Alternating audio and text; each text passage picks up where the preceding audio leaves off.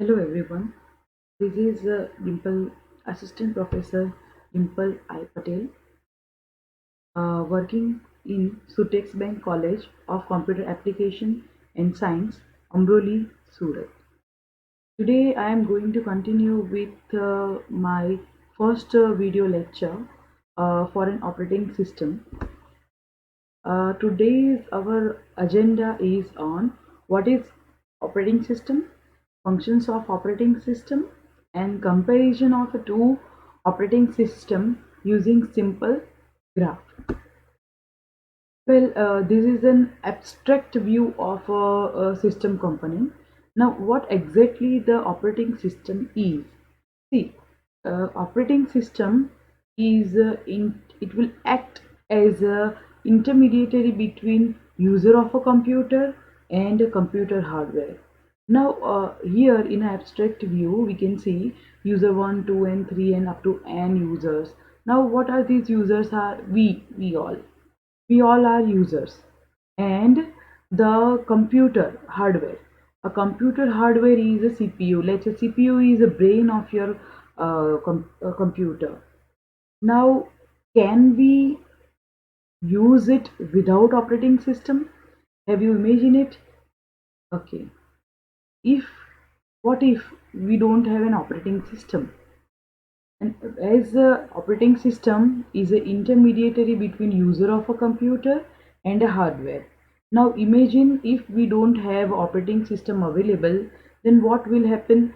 Then every end user has to write some program to communicate with the particular hardware, and that task will be very complicated for a particular user.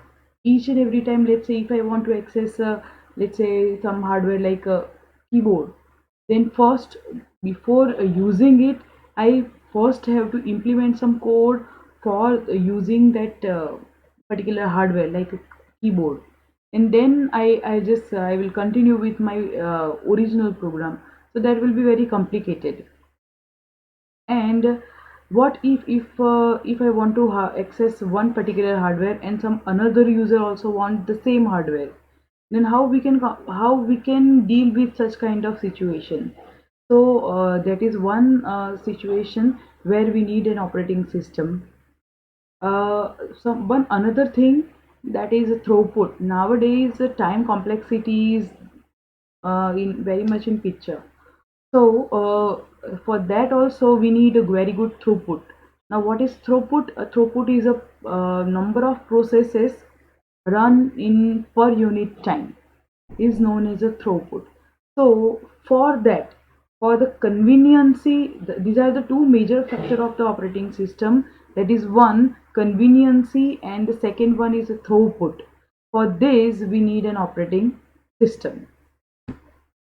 Now, different types of functions which are done by the operating system are: number one, resource management.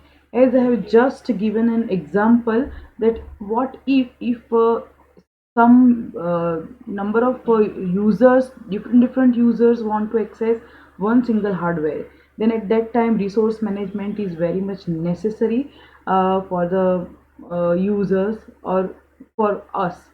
That if I am accessing some hardware right now, then it should not be done like that hardware should not be available to the another user if it is in a sharing mode. So resource management is one of the tasks of the operating system. Number two, process management. Now it is definite that in our computer there is no one single task is running. There are some background processes and foreground processes. For that we need to deal with such kind of situation. For that, in operating system we have a process management, and in process management we have a CPU scheduling criteria for a different tasks, and for that we have different algorithm to perform the task. Now what is storage management? See, if we are using some files and accessing some file, for that we need to have some device management. Like if I want to save the file somewhere, then we need the operating system needs some hardware where it will store the data. So storage management is also very much necessary. Now, next task is memory management. Now, what exactly memory management is? Let's say if I am running one program and it has given some particular area that this is your area 0 to 100 MB. Now my this is my limitation. This is 0 is the base and 100 is my uh, limit. In that particular area only I should and must have to run my uh, program. If it is exceeding, then it is it is uh, very much difficult to handle that kind of situation. For that we need a memory management, one thing. And what exactly deallocation means?